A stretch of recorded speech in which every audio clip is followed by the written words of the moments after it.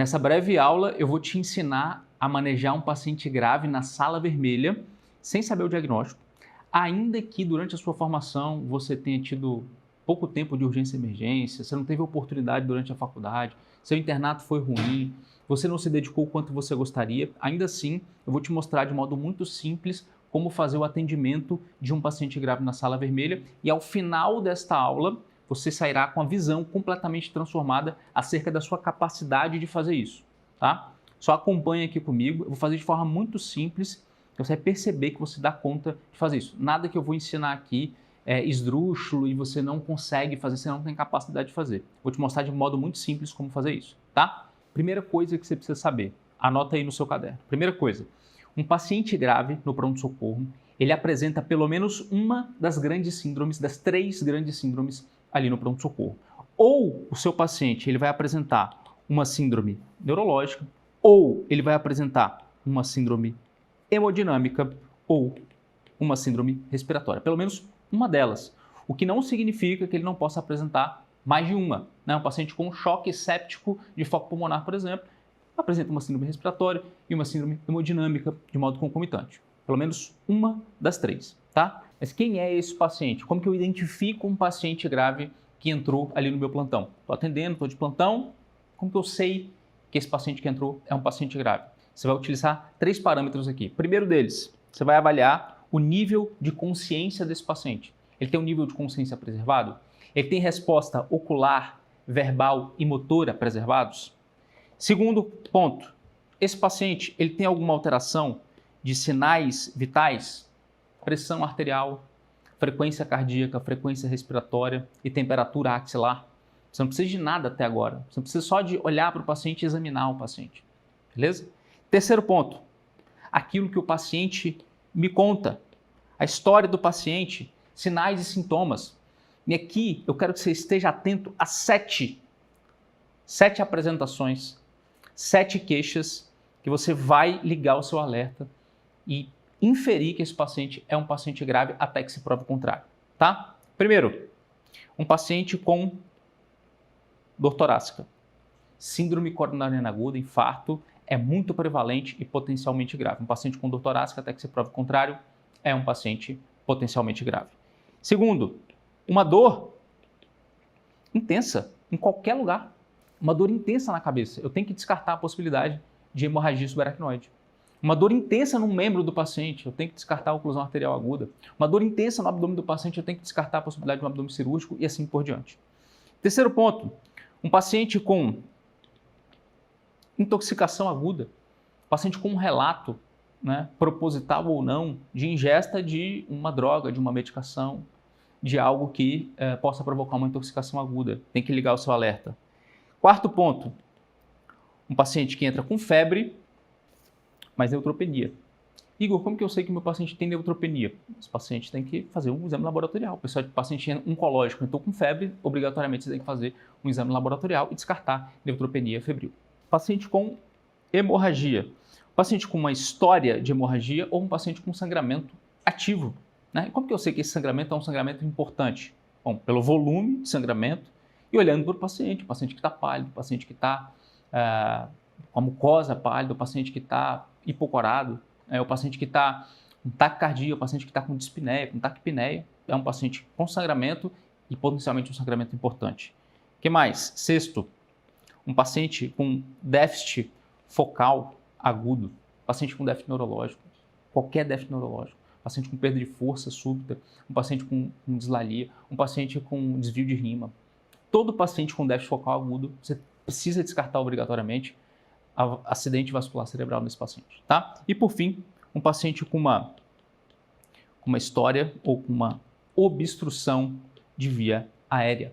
Seja uma obstrução extrínseca, um paciente que estava comendo alguma coisa, engoliu, obstruiu a via aérea, ou um paciente que está fazendo um edema de glote por anafilaxia, por exemplo, obviamente esse paciente é um paciente potencialmente grave, beleza? Então, olhando para o paciente dessa forma, se o seu paciente apresenta um rebaixamento do nível de consciência, se o seu paciente apresenta alteração de sinais vitais, ou qualquer um desses 7 pontos aqui, um desses 7 queixas, o seu paciente, até que se prove o contrário, é um paciente grave e deve ser tratado como tal. Aqui, a sua sensibilidade aumenta muito. Se você olha para os seus pacientes dessa forma, dificilmente você vai deixar um paciente grave passar despercebido, que é uma coisa que naturalmente você não quer que aconteça durante o seu plantão. Muito bem, eu já sei como identificar esse paciente. Eu já sei que quando esse paciente entra ali, se ele apresenta uma dessas alterações, eu devo inferir que esse paciente é um paciente grave até que se prove o contrário. Beleza. E o que eu vou fazer com esse paciente agora? Como que eu vou conduzir esse paciente, tá? Vamos lá, eu quero que agora você se imagine fazendo exatamente isso que eu vou mostrar para você. Eu quero que você se imagine numa sala vermelha fazendo exatamente, seguindo cada passo desse que eu vou te mostrar. Certamente você vai conseguir atender qualquer paciente que entrar para você dessa forma, beleza? Primeiro ponto, a primeira coisa que você vai fazer, você vai levar esse paciente para sala vermelha, né? Para um ambiente controlado. Pegou o paciente, vai colocar numa maca, deitado, chamar a enfermeira, falou, olha, vamos botar esse paciente ali na sala vermelha. Bota o paciente deitado na maca, pede para elevar a cabeceira pelo menos 30 graus, você vai ter um controle maior desse paciente. Segundo ponto, qual que é o próximo passo? O paciente está na sala vermelha, o que eu faço? Você vai fazer um MOV mais uma HGT. O que significa MOV, Igor? M, monitorização, O de O2, oxigenoterapia, e V de acesso venoso. Tá? O que significa monitorizar esse paciente? É uma monitorização cardiorrespiratória. Então, você vai orientar a equipe de enfermagem. Vamos monitorizar este paciente. Vamos pegar o monitor, vamos colocar os eletrodos no paciente, colocar um esfigmo no braço do paciente, colocar o saturímetro no dedo do paciente e a partir de agora você tem informações decisivas, informações como uma pressão arterial que você consegue atualizar a todo momento, uma pressão arterial não invasiva. Você tem a frequência cardíaca desse paciente em tempo real, né? Porque é um paciente que pode estar muito taquicárdico ou bradicárdico. É um paciente que você tem a saturação de O2 desse paciente. Então você tem informações acerca dos sinais vitais desse paciente, atualizando quase que instantaneamente ou a seu gosto, no momento em que você quiser olhar para o monitor, você ter as informações. Por que isso é importante? Primeiro, do ponto de vista diagnóstico, para identificar ou para confirmar que há uma taquicardia, para confirmar que há uma queda de saturação, para confirmar que há uma hipotensão nesse paciente. Segundo, para avaliar esse paciente pós-medidas iniciais.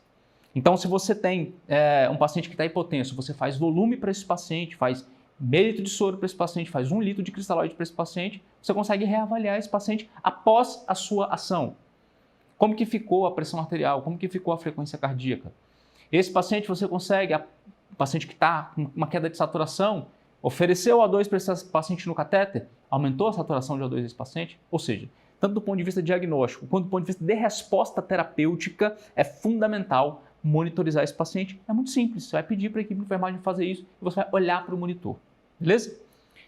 O2, oxigenoterapia. Pacientes que têm uma saturação menor do que 90% já são candidatos à oxigenoterapia, 3 litros por minuto no catéter de O2 e observar como que esse paciente responde, tá? Aqui, tanto do ponto de vista terapêutico também, fazer oxigênio para esse paciente e observar uma melhora. Também, uma pré-oxigenação, por exemplo, a gente faria no caso de um paciente que tem uma indicação de via aérea avançada. Beleza? E terceiro ponto, acesso venoso. Preciso de um acesso venoso, de preferência calibroso, periférico. Para quê, Igor? Para que eu preciso de acesso venoso? Cristalóide, antibiótico terapia num paciente que está com uma sepse, sangue para um paciente que está hipotenso e que precisa de reposição, que sangrou muito,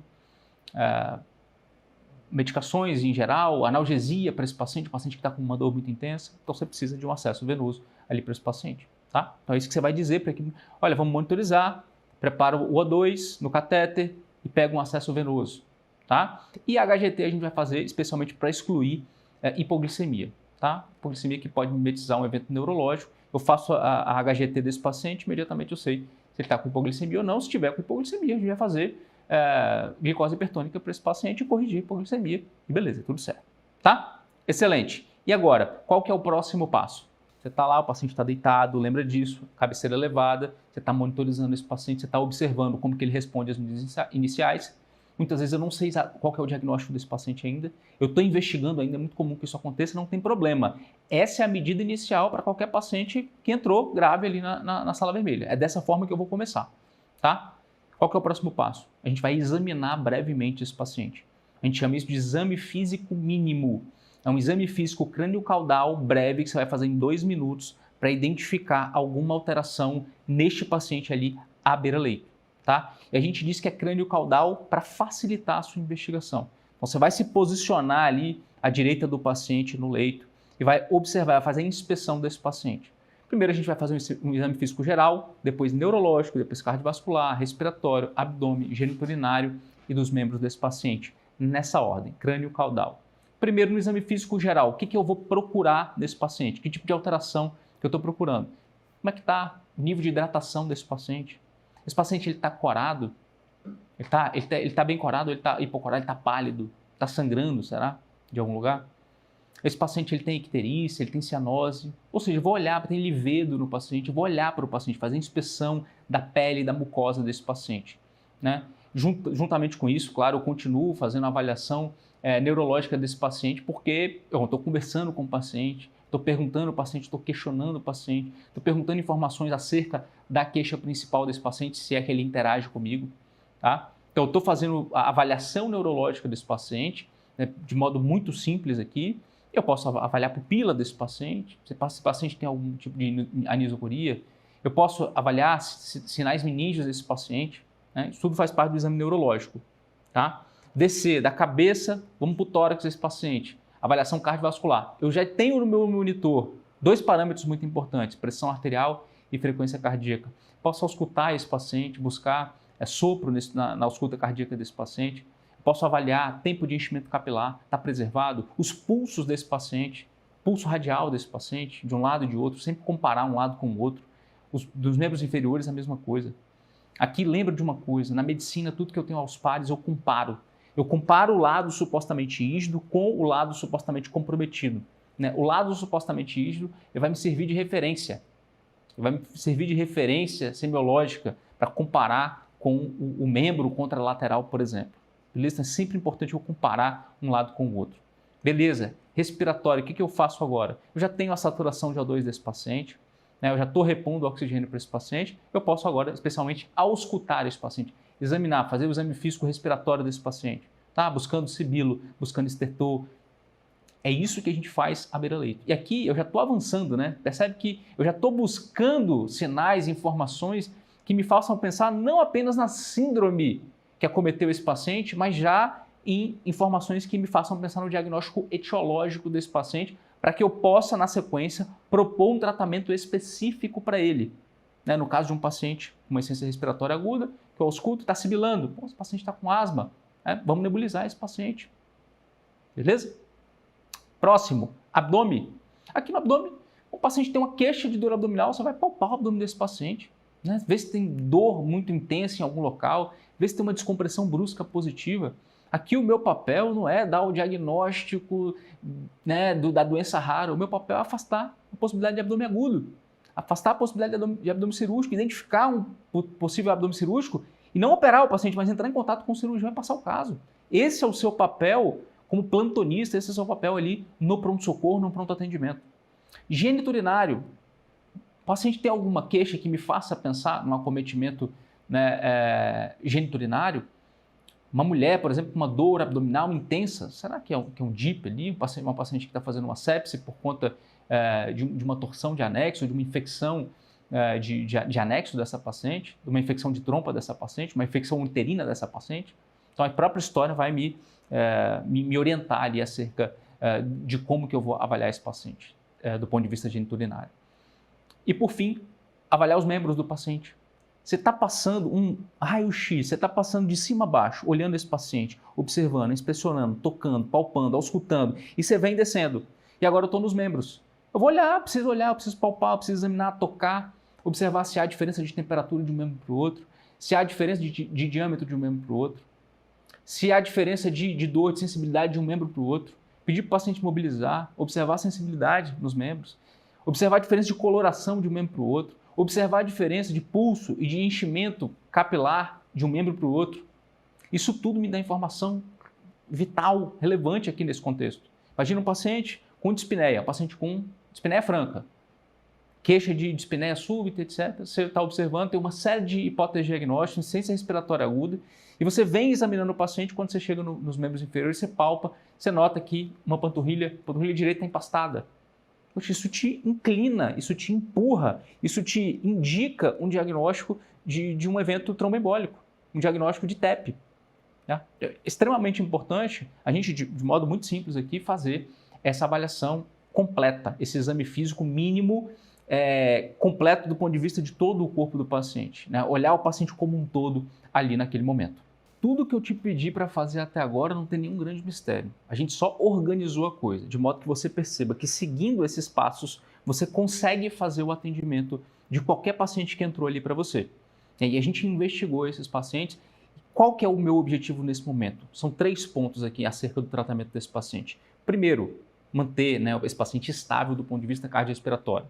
Tá? Então, vou manter esse paciente estável, fazendo volume, fazendo droga vasoativa, fazendo um antihipertensivo para esse paciente.